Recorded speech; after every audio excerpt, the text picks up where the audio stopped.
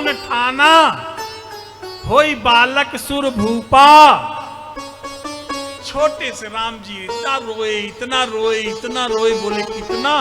बोले 84 कोस की अयोध्या में किसी को सूचना देने की जरूरत नहीं पड़ी, किसी को बताने की जरूरत नहीं पड़ी कि इनके घर बालक पैदा हुआ है। इतना राम रोए।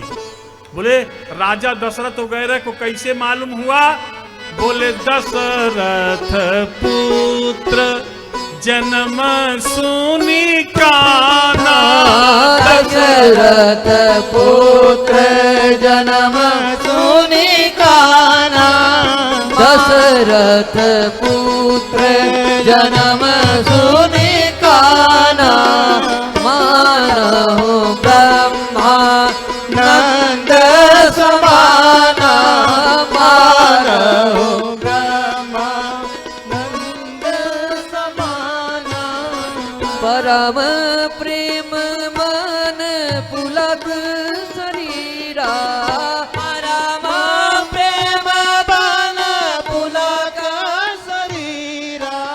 चाहत उठन करत मति धीरा, चाहत उठन करत मति धीरा। जाकर नाम सुनत शुभ होई, मोरे गृह आवा प्रभु सोई। दशरथ पुत्र जन्म सुनि काना, दशरथ पुत्र जन्म सुनि काना। मानहु ब्रह्मानंद समाना, परमानंद पूरी मन राजा। कहा बुलाई बजावो। बाजा। और सब कैसे आए हैं? तो गोस्वामी जी लिख रहे हैं सुनि शिशु रुदन। पर देखो बहुत प्रेम से, ध्यान से, गंभीरता से। सुनि शिशु रुदन परम प्रिय बानी, संभ्रम चली आई तह रानी। सब सुन सुन करके पहुंच गई। सब पहुंच गई। राजा दशरथ भी सुने पुत्र जन्म लिया। चौथे पन में बेटा हुआ है। चौथे पन में कितनी प्रसन्नता राजा दशरथ को हुई होगी। महाराज चक्रवर्ती नर नरेंद्र दशरथ को कितनी प्रसन्नता हुई होगी। भैया आप श्री अयोध्या में बैठे हैं, आप विचार करें। सरजू महारानी उछलने लगी हैं। बड़ा आनंद आ रहा है, आज भगवान का जन्म हुआ है। राजा दशरथ प्रसन्न हो गए, दौड़ करके पहुंच गए जहां सौर गृह था, जहां राम लला का जन्म हुआ था, राम जन्मभूमि में। तो वहां पर पहुंच गए कौशल्या के महल में। तो जो राजा दशरथ की पद में भाभी वगैरह लगती थी न, बड़ी बूढ़ी, वो राजा दशरथ को डांट दी। महाराज दशरथ को डांट रही हैं। बोले कहां चले आए? बोले बालक देखने आया हूं, बालक देखने आया हूं। एक बार भाभी जी मुझे बालक दिखा दो। उन्होंने कहा भैया बालक अभी मत देखो। क्यों? बोले अभी बालक का नाल कटा नहीं है, जब तक नाल छेदन नहीं होगा बालक मत देखो, पहले नाल कटने दो। इतने में राजा दशरथ लौट के आए, सिंहासन पर बैठ गए। सुमंत्र जी आए, महाराज दशरथ के चरणों में प्रणाम किए। महाराज आदेश। बोले भैया सुमंत्र, पुत्र जन्म हुआ है, लेकिन जब तक बच्चे का नाल नहीं कटेगा मैं दर्शन नहीं कर सकता हूं। ऐसा करो जो नाल काटने वाली है उसको बुलाओ।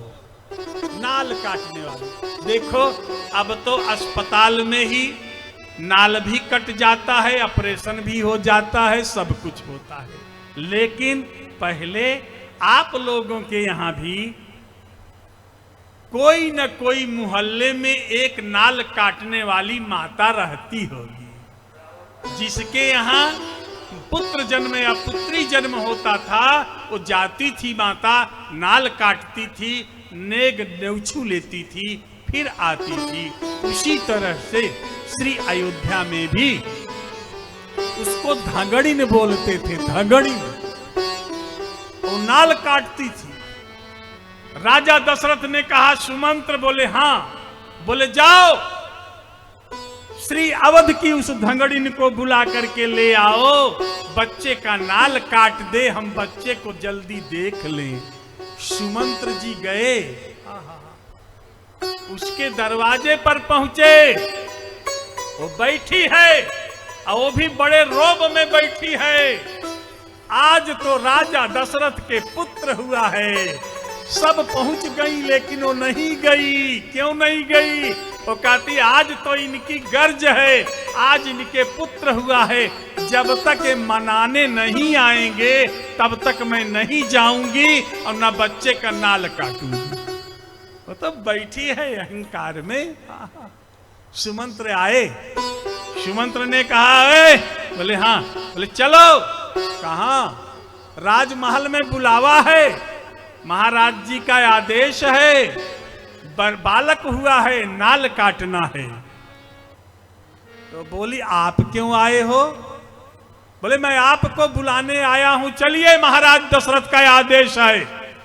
और बोली जाओ, जिसका आदेश है ना उन महाराज दशरथ से कह देना कि वो कह रही है कि मैं नाल काटने नहीं आऊंगी, जब तक महाराज दशरथ मेरे दरवाजे पर नहीं आएंगे तब तक मैं नहीं चलूंगी।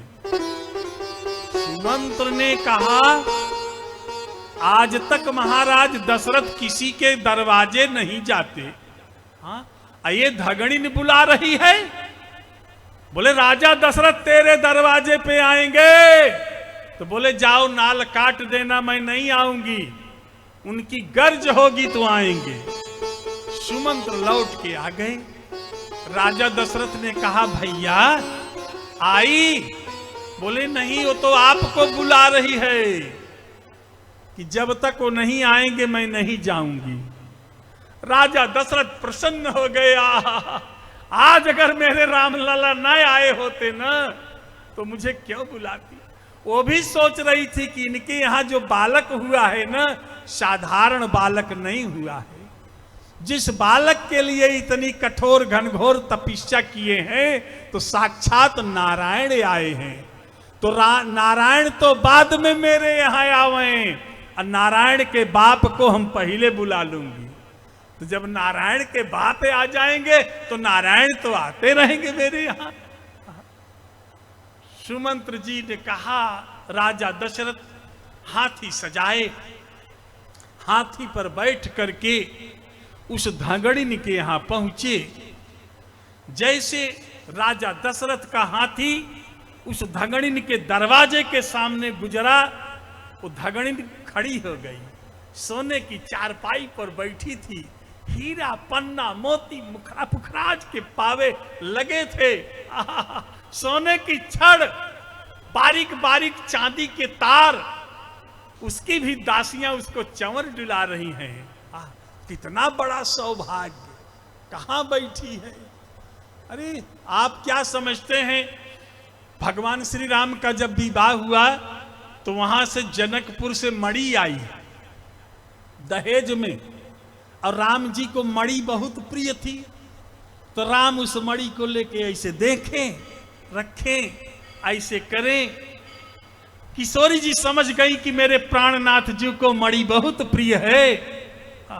तो जब चौथी पर राजा जनक के पुत्र आए, लक्ष्मी निधि, कृपा निधि, शील निधि, गुण निधि, क्यों भैया कर 4 बेटे थे राजा जनक के, लक्ष्मी निधि, कृपा निधि, शील निधि, गुण निधि। जब आए तो किशोरी जी ने कहा भैया हाँ दाऊ से कह देना कि थोड़ी मणि यहाँ भेज दे।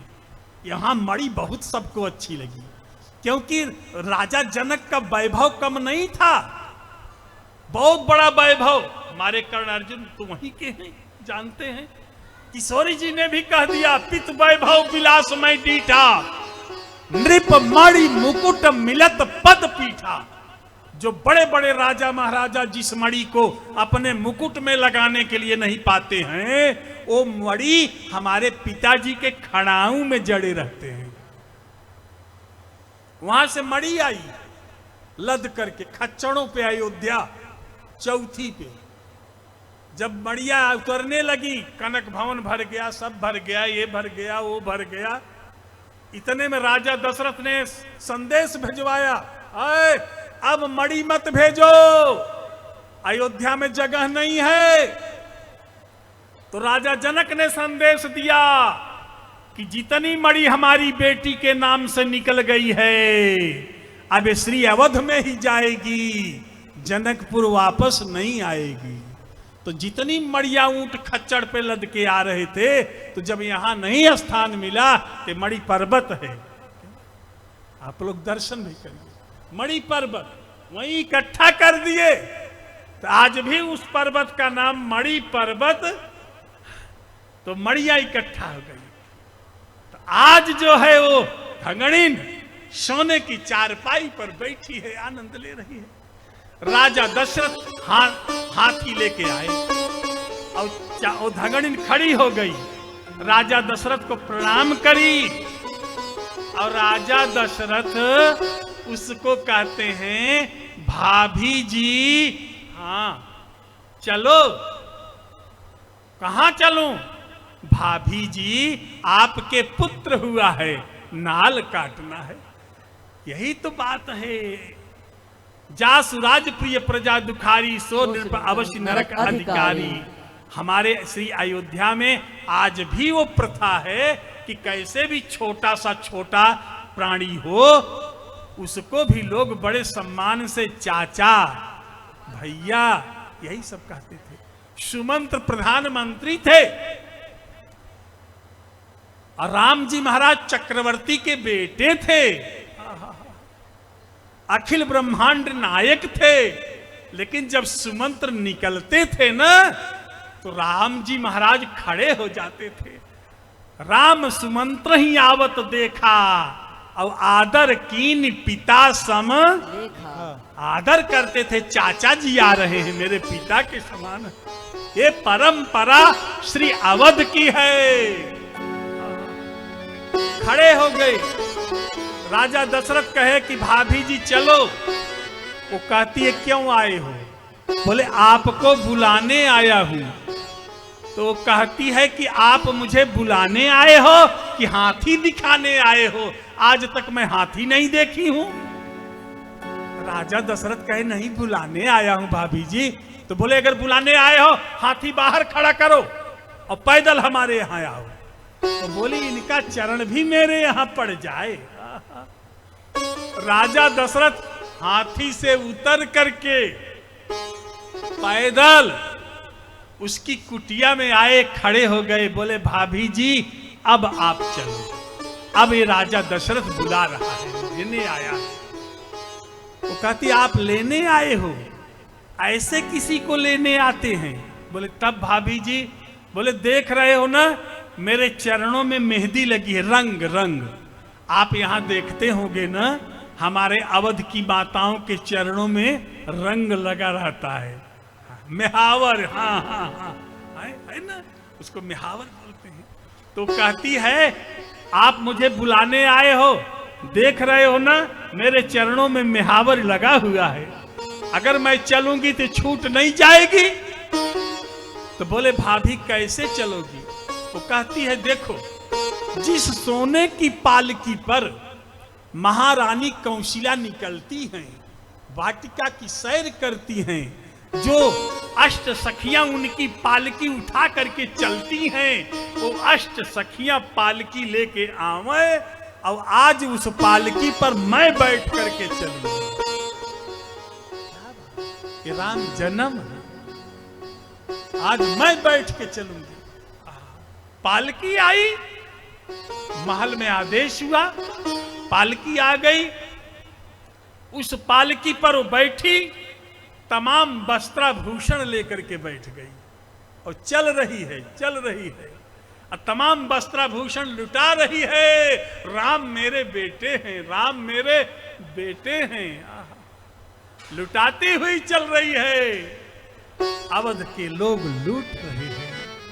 पहुंच गई। इतने में अंबा कौशिला, सुमित्रा, मैया कैकेयी प्रणाम करी। प्रणाम करने के बाद बोली, बहन आपके पुत्र हुआ है, आप नाल काट दीजिए। तो वो कहती है, नाल ऐसे काटूंगी? बोले तब?